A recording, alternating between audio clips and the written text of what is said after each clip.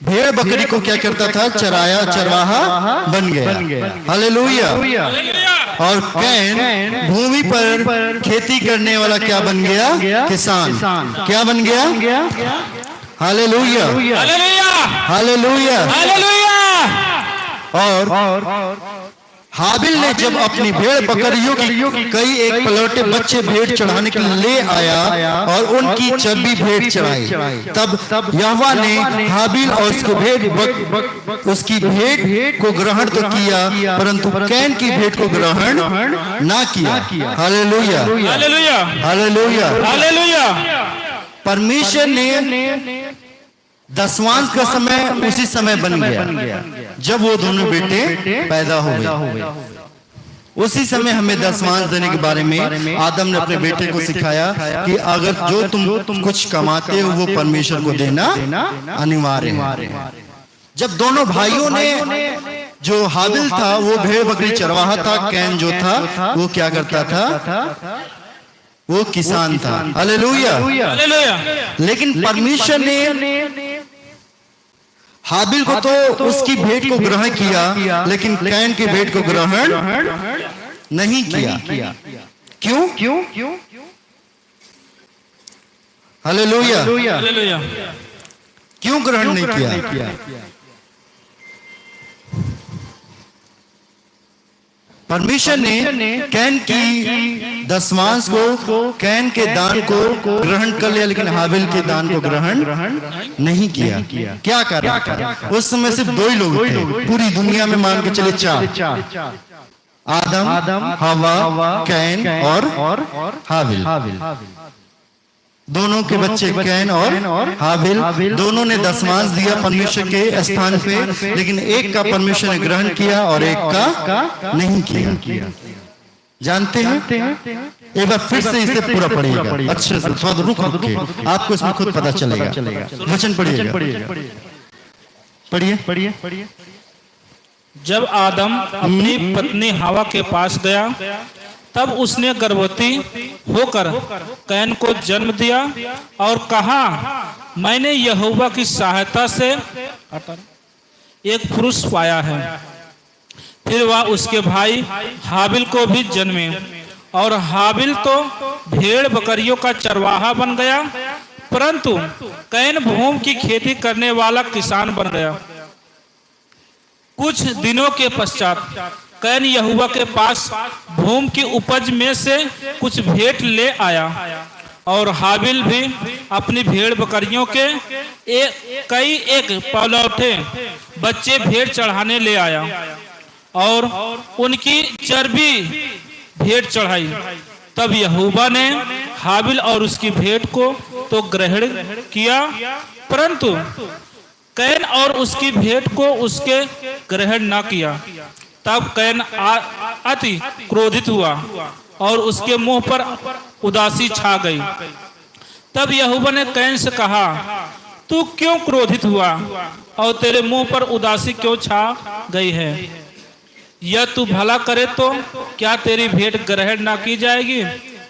और यह तू भला ना करे तो पाप द्वार पर छिपा रहता है। Hallelujah, hallelujah, hallelujah, hallelujah. जब हाबिल ने अपनी दसवांश को दिया, पूरी ईमानदारी के साथ, पूरी सच्चाई के साथ उसने परमेश्वर के सामने अपने भेंट को क्या किया? रखा। लेकिन जो कैन था उसके अंदर कुछ चीजें कमी थी, जिसकी वजह से परमेश्वर ने इसकी भेंट को ग्रहण नहीं किया। और यहाँ पे परमेश्वर ने कहा, अगर तू अच्छे से या विश्वास के साथ देता तो भी तेरा क्या ग्रहण नहीं किया जाता। हालेलुया। दोनों भाइयों में एक ईमानदार, दोनों ने दिया परमेश्वर के सामने, दोनों ने दिया। ऐसा नहीं है किसी ने ये वो दिया वो नहीं दिया, लेकिन दोनों में से एक ही को लिया, जिसके अंदर परमेश्वर ने सच्चाई को पाया, जिसके अंदर परमेश्वर ने क्या पाया? ईमानदारी को पाया। Hallelujah, hallelujah. कितने लोग को ये बात समझ में आई कि परमेश्वर ने हाबिल की भेंट को ग्रहण क्यों किया और कैन के भेंट को ग्रहण क्यों नहीं किया? जब हम परमेश्वर के भवन में आते हैं तो हम ईमानदारी के साथ नहीं रहते। मैं बार बार यहाँ पे खड़े होने पे सब कुछ दिखता है, पूरा लोग जैसे बात करते हैं, क्या करते हैं, सब यहाँ से दिखता है। प्रार्थना के समय बात अच्छी बात नहीं है। परमेश्वर का वचन कहता है ये मेरा भवन है, मेरी आत्मा इसमें वास करती है। गवाही के समय उठ कर बार बार बाहर जाना, बीच में चर्च को छोड़कर बाहर जाना, ये क्या है? आपका प्रार्थना कभी भी योग्य नहीं है। आप चर्च आते हैं, अच्छा है। जिस प्रकार हाबिल और कैन ने दशमांश दिया, सब कुछ दिया, लेकिन हाबिल को लिया गया लेकिन कैन को नहीं लिया गया। उसके अंदर कोई ना कोई कमी है। तभी परमेश्वर ने उसकी भेंट को ग्रहण नहीं किया। जब हम परमेश्वर के भवन में आते हैं, जब पीछे झाड़ू लगाया जा रहा था, लेडीज जो पिछले संडे बैठी होंगी, बच्चों का जो हगीज होता है वो अलमारी के नीचे रखकर चले गए। वो तो ठीक है, बच्चे को लाइटिंग वहां सीढ़ी के सामने करा रही है, जो सीढ़ी यहाँ पे कुर्सी लगी है। जब आप परमेश्वर के भवन की कद्र नहीं कर सकते, इज्जत नहीं कर सकते, परमेश्वर कभी भी आपको आशीष देने वाला नहीं है। जब आप बार बार बताया जाता है कि ये परमेश्वर का भवन है और आप कुछ भी रखते हैं, मुझे खुद अच्छा नहीं लगा कि अलमारी के नीचे उसी हगीज को रख कर जा रही है। मान के चलिए अगर उसी पे क्या है क्या नहीं है, बीमारी हर एक चीज है, लेकिन उनके अंदर ये डर नहीं है कि मैं कहां पर क्या काम करूं। Hallelujah, hallelujah, hallelujah. फिर परमेश्वर से कैसे आस लगा सकते हैं कि परमेश्वर आपको चंगाई दे सकता है? क्या परमेश्वर आपको चंगाई देगा? कृपया शांति बना ले, बात ना करें।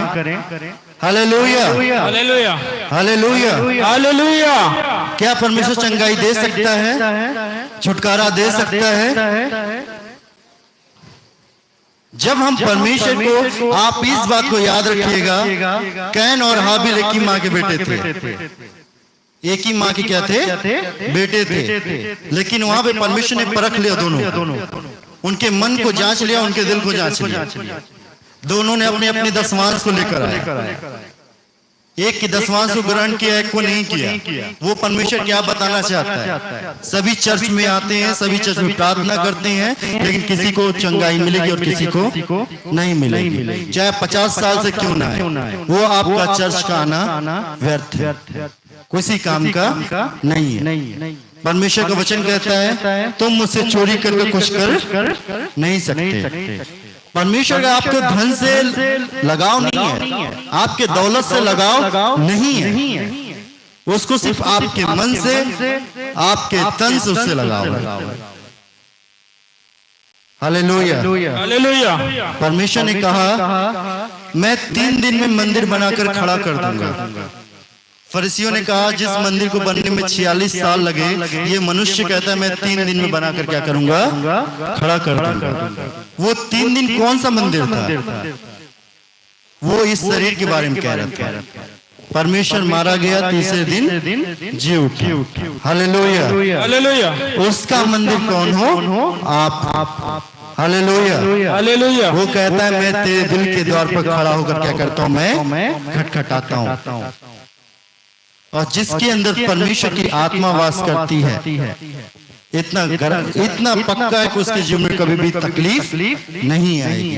परमेश्वर का वचन कहता है धर्मी लोग उस वृक्ष के समान होंगे जो अपनी ऋतु में हमेशा फलते फूलते रहेंगे। चाहे कोई भी ऋतु, पत्ते कभी मुरझाने वाले नहीं है। क्यों? उस धर्मी मनुष्य को उस एक पेड़ को उपाधि दी कि जो अब बहती हुई नाली के किनारे क्या होता है? लगाया जाता है, जिसको हमेशा जल और पानी और हवा मिलता रहता है। चाहे गर्मी हो चाहे बरसात, उससे कोई मतलब नहीं होने वाला है। थोड़ा सा चेंज और ऊपर कर दीजिएगा तो। हालेलुया, गर्मी थोड़ा ज्यादा है। Hallelujah, hallelujah. परमेश्वर का वचन कहता है कि धर्मी लोग उस वृक्ष के समान होंगे जो कि बहती हुई नालियों के किनारे लगाया जाता है। हालेलुया। इस चर्च में 5 साल से कितने लोग आ रहे हैं? 5 साल से। हाथ उठाइए। 2 साल, 1 साल और 6 महीने। परमेश्वर ने चंगाई सबको अलग अलग हिसाब से दिया है, छुटकारा सबको अलग अलग से दिया है। परमेश्वर का वचन कहता है किसी की मजदूरी रोकना नहीं चाहिए, किसी की मजदूरी। जब परमेश्वर कहता है किसी की मजदूरी नहीं रोकना चाहिए, तो वो आपकी मजदूरी कैसे रोक सकता है? क्या वो आपकी आशीष रोकेगा? कतई नहीं। वो कहता है मैं तुम्हें आशीष देना चाहता हूं, लेकिन लेने के लिए क्या चाहिए? तात्पर्य होना चाहिए। रेस में बहुत सारे लोग दौड़ते हैं, कुछ लोग बहुत मेहनत करते हैं और कुछ आगे हो जाते हैं। हालेलुया। परमेश्वर ने कहा जो आगे हैं वो पीछे किए जाएंगे, जो पीछे हैं वो आगे किए जाएंगे। क्यों? जानते हैं जब परमेश्वर इस दुनिया में था तो परमेश्वर ने 10,000 लोगों को खाना खिलाया, हजारों लोग को चंगा किया, लेकिन पवित्र आत्मा कितने लोग को पर मिला? सिर्फ 120 लोग को। 120। आप बाइबल में पढ़े होंगे परमेश्वर ने 7,000 लोग को खाना खिलाया है। परमेश्वर ने बहुत सारे लोग को चंगा किया, मुर्दों को जिंदा किया, लेकिन पवित्र आत्मा कितने लोग पाए? 120।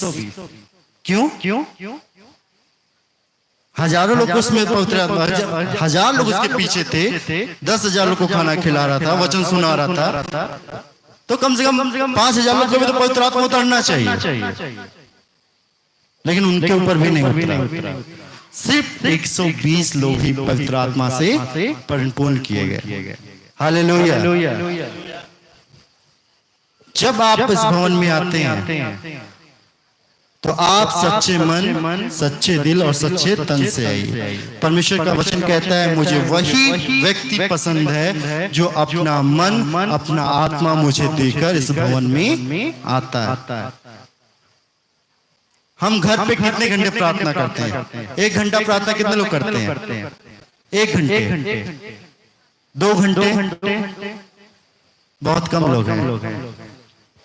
एक दिन का दसवांश भी नहीं दे पाते।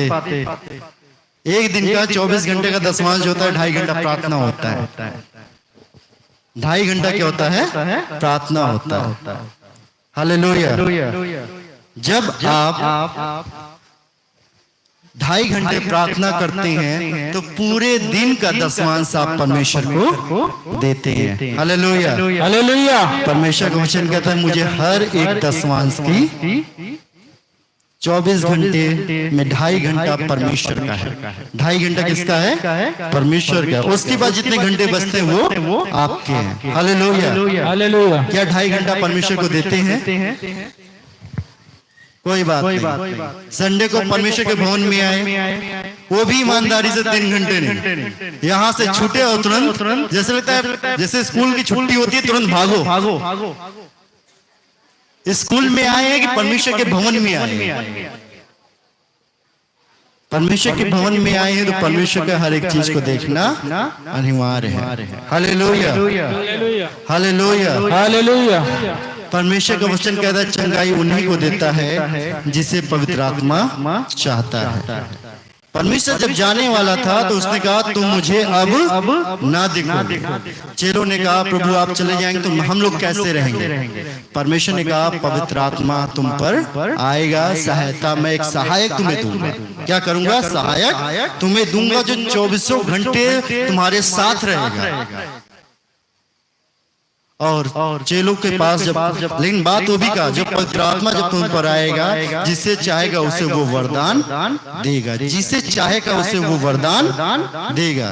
किसी को भविष्यवाणी करने का देता है, किसी को प्रचार करने का देता है, किसी को गाना गाने का देता है, किसी को सेवा करने का देता है। सबको अब वो पवित्र आत्मा किसी न किसी को देता है।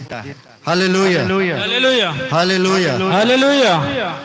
तो वो पवित्र आत्मा सभी के ऊपर उसकी मेहनत के अनुसार, उसकी प्रार्थना के अनुसार उसे क्या कर देता है? सामर्थ देता है। हालेलुया। हालेलुया। तो पवित्र आत्मा क्या हम पर ऐसे ही आ जाएगा? ईमानदारी से हम परमेश्वर के भवन में बैठते हैं? कितने लोग परमेश्वर के भवन में ईमानदारी से बैठते हैं? सच सच बताइएगा। सभी लोग।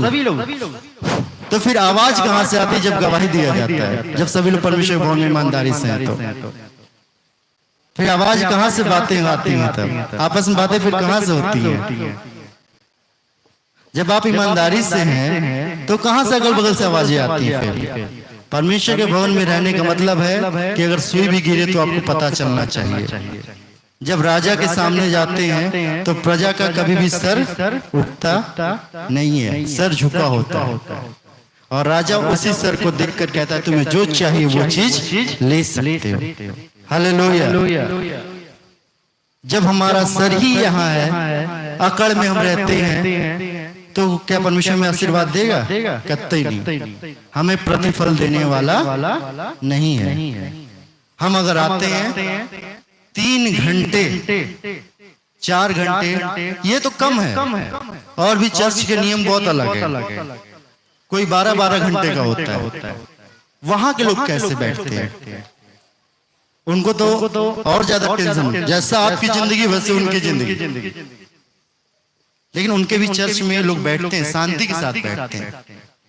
और क्यों? क्योंकि परमेश्वर उनके साथ रहता है। परमेश्वर का वचन कहता है जब तुम पर पवित्र आत्मा आएगा, तुम्हें कैसे बैठना है, कैसे उठना है, कैसे चलना है, वो तुम्हें सब बताएगा। परमेश्वर का वचन कहता है तरुण तो थकते हैं लेकिन मेरे लोग थकने वाले नहीं हैं। हम यहाँ 3 घंटे में बैठे बैठे थक जाते हैं। जब आप परमेश्वर को ईमानदारी से समय देंगे तो वो जो मुर्दों को जिलाने वाला, जो बीमारी को चंगा करने वाला, वो थकने कभी देगा ही नहीं। Hallelujah, hallelujah, hallelujah. परमेश्वर का वचन कहता है मैं तुम्हें क्या करने वाला हूँ? चंगा करने वाला हूँ। परमेश्वर ने हाबिल और कैन, बात 2 बार याद रखेगा। दोनों भाई, एक का ग्रहण किया गया, एक का नहीं किया गया। आप और परमेश्वर वचन कहता है 2 लोग खेत में काम करते रहेंगे, एक को उठा लिया जाएगा, एक को छोड़ दिया जाएगा।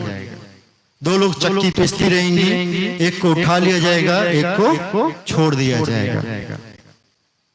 क्यों? क्योंकि उनका मेहनत, उनका पवित्र आत्मा जिसको जो बताए। यहाँ पे चर्च में बहुत सारे लोग हैं, किसी को चंगाई मिलेगी, किसी को नहीं मिलेगी। भाई जो जितना मेहनत करेगा उसे उतना प्रतिफल दिया जाएगा। हालेलुया। मेहनत आपका है, प्रतिफल आपका। यहाँ पे हम जो हैं सिर्फ हम आपके लिए क्या कर सकते हैं? प्रार्थना कर सकते हैं। हमारा काम है रास्ता दिखाना, भोजन हमारा काम है बनाकर सामने रखना। खाना आपको है, नहीं खाना आपको है। परमेश्वर का वचन कहता है कि बीज बोने वाला बीज तो बोता है, कुछ बीज झाड़ियों में गिरती हैं, कुछ बीज पथरीली भूमि पे गिरती हैं, कुछ बीज जो होता है कि पंछी आए ऊपर उठा के ले जाते हैं, और कुछ बीज जो होता है वो खेत में गिरती है। इसका मतलब क्या है? वचन देने वाला मैं। एग्जाम्पल, मैं वचन सबको सुना रहा हूँ। वो जो झाड़ियों में जो बीज उगे, यहाँ से आप बाहर गए उत्साह के साथ, और जाते जाते घर जाके भूल गए। तो मतलब जो पत्तों में आकर क्या हुआ? दब के। जो बीज पंछी उठाकर लेके चला गया, आप यहाँ बैठे हैं, नींद आ रही है, इधर आपस में बातें कर रहे हैं, वो ऊपर उठाकर लेकर चला गया। शैतान उसे क्या किया? आपसे दूर कर दिया। और कुछ बीज जो है अच्छी जगह पे गिरी, जो खेत में गिरी, वही क्या हुई? फलवंत बनी। Hallelujah, hallelujah. परमेश्वर के टाइम भी बहुत सारे लोग थे, चमत्कार बहुत सारे लोग को जीवन में हुआ, लेकिन छुटकारा बहुत सारे लोग, पवित्र आत्मा 120। कितने लोग के ऊपर? 120 के ऊपर। यहाँ पर भी बहुत सारे लोग हैं। सामर्थ्य किसको पवित्र आत्मा कितना देता है वो वही जानता है।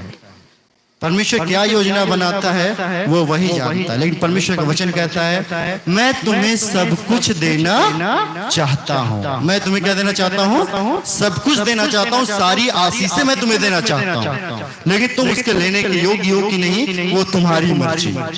Hallelujah, hallelujah, hallelujah. परमेश्वर की सेवा करोगे, परमेश्वर आपको जरूर देगा। परमेश्वर का एक वचन है जो कहता है तुम मेरा जुआ उठा लो, मैं तुम्हारा जुआ उठा लूंगा। क्योंकि परमेश्वर वचन कहता है तुम्हारा जुआ जो है बहुत भारी है, जिसे तुम झेल नहीं सकते। वो क्या है? बोझ।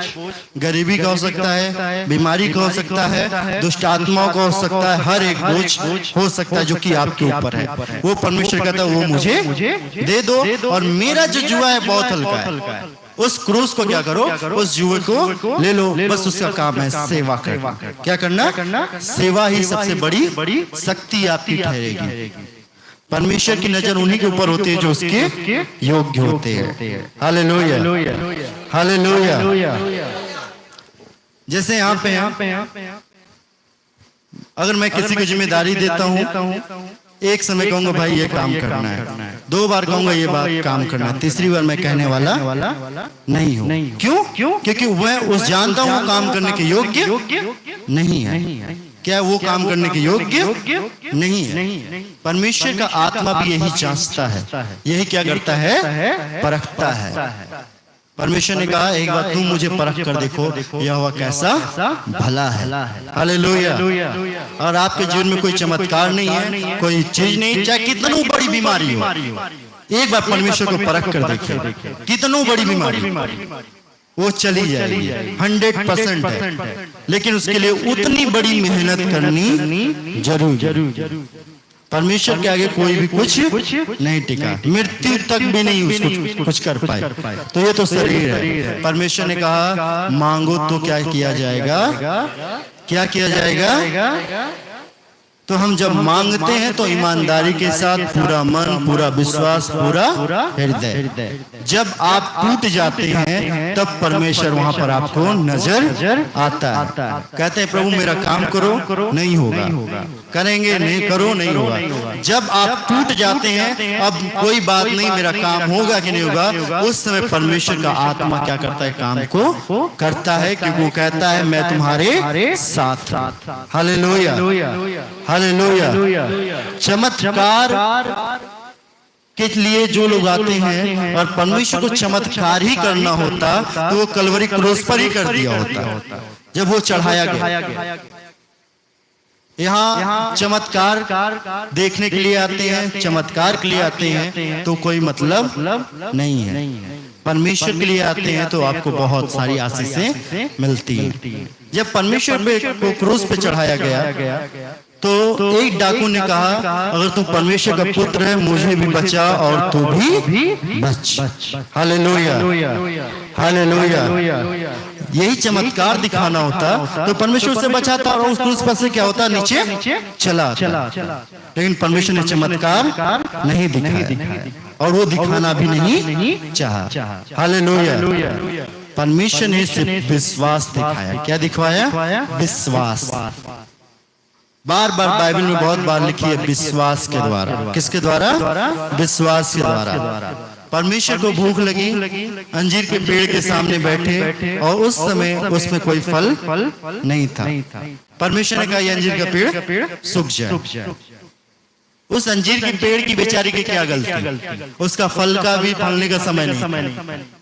चेलों ने बोला प्रभु उसका समय भी नहीं था, आपने कह दिया कि वो सूख जाए और वो क्या हो गया? सूख गया। ऐसा क्यों? उसका तो समय भी नहीं था। परमेश्वर ने अपने चेलों को बस एक ही बात बोली, विश्वास के द्वारा करो, निसंदेह, उसमें कोई संदेह न करो। जिस प्रकार से मैंने पेड़ को कहा है उसी प्रकार क्या होगा? तुम कहोगे तो वो काम हो जाएगा। परमेश्वर ने जिसको भी लाजर को कहा लाजर बाहर निकल आया, लाजर निकल आया। और परमेश्वर सोचता कि अगर लाजर जिंदा होगा कि नहीं होगा, होगा कि नहीं होगा, तो कतई ना होता। जो परमेश्वर एक बात बोलता था वो होना था। उसके विश्वास में कमी नहीं थी। क्यों? क्योंकि वो प्रार्थना करता था। क्या करता था? प्रार्थना। परमेश्वर ने वचन में कहा है कि ये जो बीमारियां हैं, जो दुष्ट आत्माएं हैं, बगैर प्रार्थना के जाने वाली कतई नहीं जाने वाली है, चाहे कुछ भी हो जाए। चेलों ने दुष्ट आत्माओं को नहीं निकाल पाया।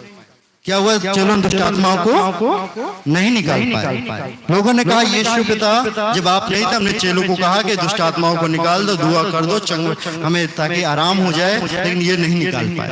यीशु मसीह ने उनको अपने चेलों को डांटा, कहा कि चेलों ने कहा प्रभु हम नहीं निकाल पा रहे।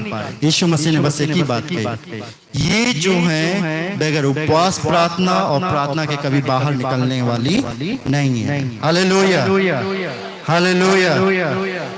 अगर आपको चंगाई चाहिए, चंगाई चाहिए, चाहे बीमारी की हो चाहे तकलीफ की हो, उपवास प्रार्थना कीजिए। मैं लिख देता हूं आप चंगे हो जाएंगे, चाहे कितनों बड़ी बीमारी, चाहे कैंसर की बीमारी क्यों ना हो, लेकिन मेहनत करनी पड़ेगी। एक जिद होती है। परमेश्वर का वचन कहता है उपवास के द्वारा बहुत सारे लोगों ने अपनी जिंदगी को बदल लिया। 99 के लोगों पे परमेश्वर का क्रोध भड़का। यूहन्ना ने कहा प्रभु मैं इनके पास नहीं जाऊंगा क्योंकि ये लोग मेरी बात नहीं सुनते हैं। और परमेश्वर ने जब कोप भड़का तो यूहन्ना ने कहा अब परमेश्वर का कोप क्या है? भड़क रहा है। राजा ने तुरंत अपने लोगों को ऐलान कराया, यहाँ तक कि जानवर तक को पानी ना दिया जाए, खाना ना दिया जाए, जितनी प्रजा है उपवास प्रार्थना करे। क्या करे? उपवास प्रार्थना करे। और परमेश्वर का जो क्रोध था वो क्या हो गया? शांत हो गया उपवास प्रार्थना के द्वारा। Hallelujah, hallelujah. जब इजराइल फिलिस्तीन के बीच में युद्ध हो रहा था तो इजरायली हारने लगे। उस समय वो हार रहे थे, मूसा उनके साथ था। लोगों ने कहा प्रभु, मूसा से कहा कि हम हारते क्यों? परमेश्वर हमारे साथ है, तब हम क्यों हार रहे हैं फिलिस्तीनियों से? तो परमेश्वर ने मूसा से कहा फिलिस्ती जब आते हैं तो वो बलि करते हैं, अपने भगवान को चढ़ाते हैं, उनके अनुसार वो बलि कर प्रार्थना कर आते हैं। और मेरे इजरायली क्या करते हैं? मुंह हाथ धुला उठकर चले गए। तो ये कैसा है? उनका आने का तरीका उपवास, अपना प्रार्थना करते हैं, बलि करते, तब मेरे पास वो आते लड़ाई के लिए। हमारे लोग कितना लड़ाई कर आते हैं, कितना उपवास प्रार्थना किया। तब इजरायलियों ने 7 दिन का उपवास प्रार्थना किया। कितने दिन का?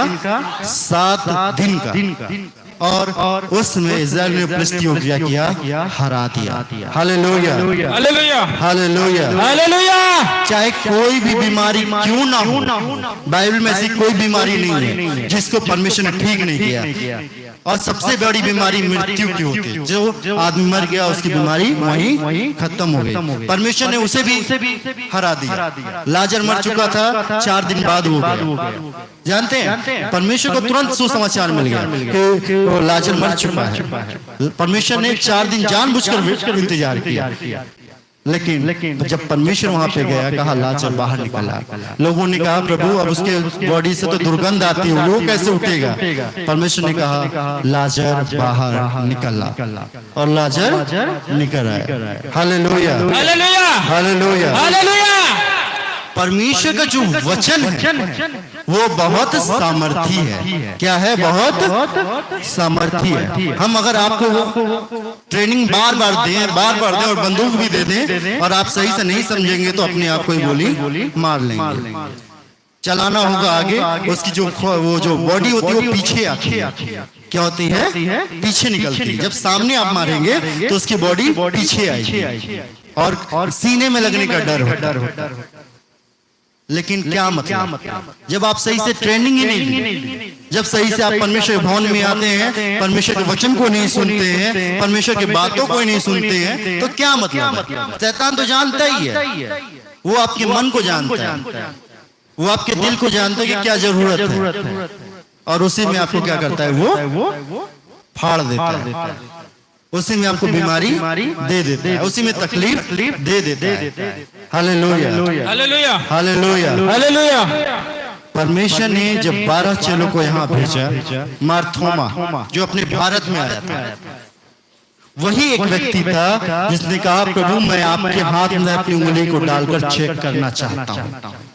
जो सुसमाचार अपने भारत में सुनाया। आज भी उसकी उंगली केरला में रखी गई है, निन्नम में। लेकिन जितने लोगों ने परमेश्वर को जाना, किसी की मृत्यु आसानी से नहीं हुई। नए नियम यूहन्ना जिसकी आप पत्री पढ़ते हैं, यूहन्ना का गर्दन काट दिया गया। जो यूहन्ना की आप पत्री पढ़ते हैं, संत यूहन्ना जो बपतिस्मा यीशु मसीह को दिया, उसको गर्दन काट दिया गया। पतरस को उल्टा लटका दिया गया। कहा कि नहीं प्रभु, उसको दो टुकड़े किए गए।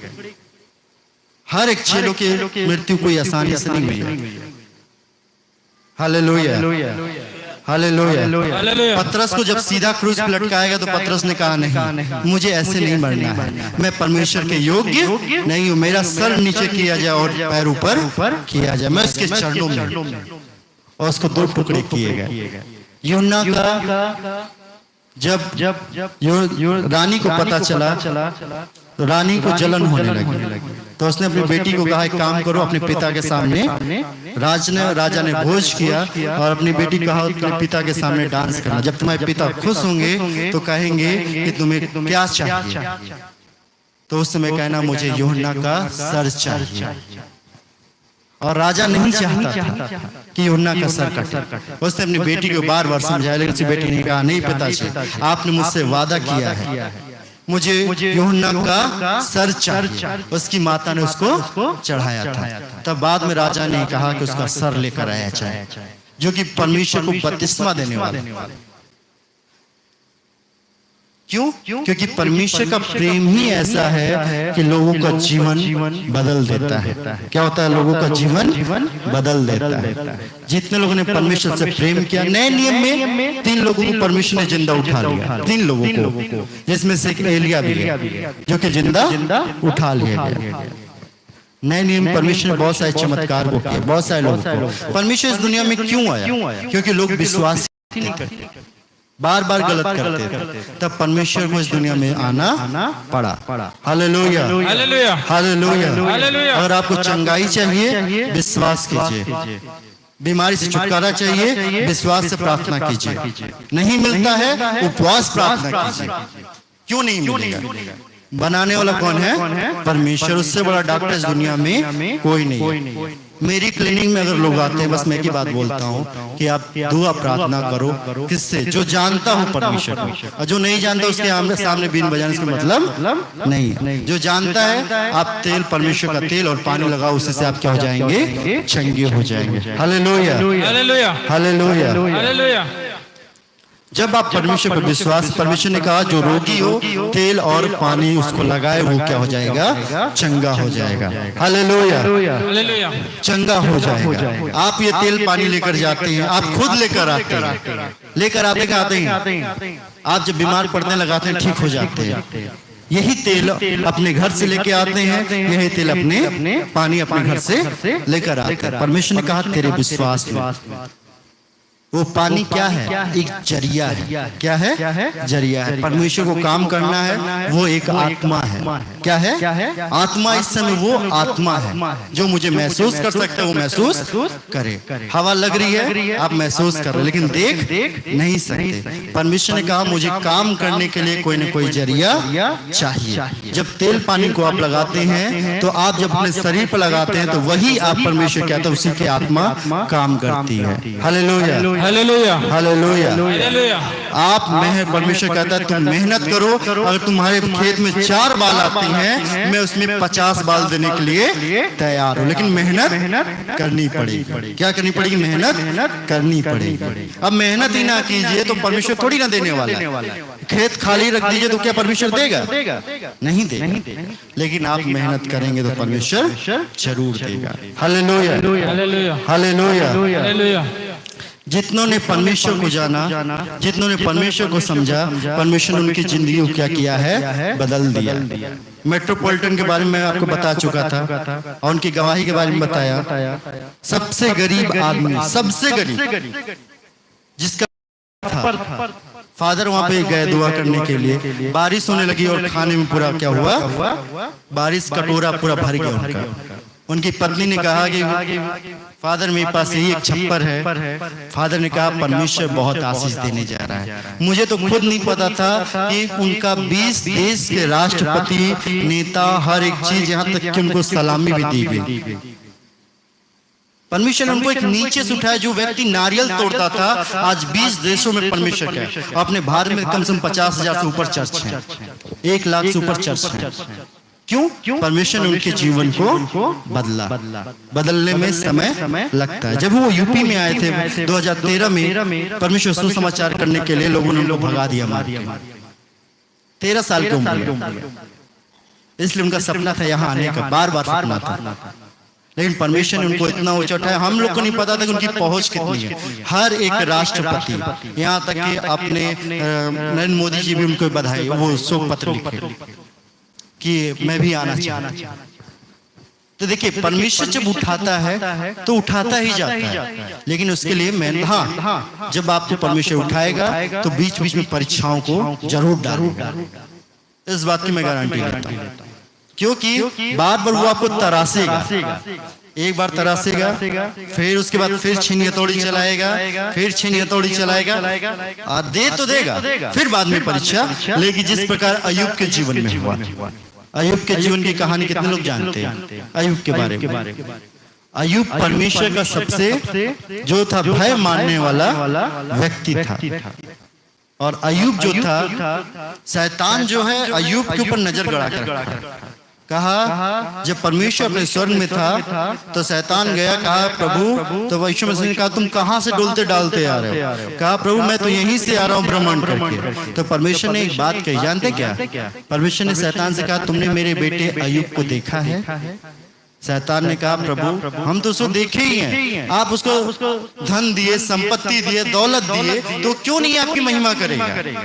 डायरेक्ट साहब परमेश्वर के सामने कहा, आपने उसको राज बनाया, उसके पास भेड़ बकरियां धन दौलत सब है, तो आपकी महिमा तो जरूर करेगा। परमेश्वर ने कहा मैं तुम्हें अधिकार देता हूं, जाओ उसकी परीक्षा करो। और जब वो आया तो पहला जानते हैं, अय्यूब उसके बेटे बेटियां खाना खाने के लिए अपने मामा के घर गए। जब गए खाना खा ही रहे थे, पूरी दीवार टूटकर गिर गई। एक सैनिक आकर बताया कि अय्यूब आपके बेटे बेटियां खाना खा रहे थे, दीवार टूटकर गिर गई, सारे बेटे बेटियां क्या हो गए? मर गए। पहली परीक्षा में ये हाल हुआ। जैसे वो जा ही रहा था, दूसरा सैनिक आया, कहा कि सरदार अय्यूब, जो हमारे भेड़ बकरियां थी, कुछ लोग आए जंगली जानवर उसको क्या हुए? खा गए।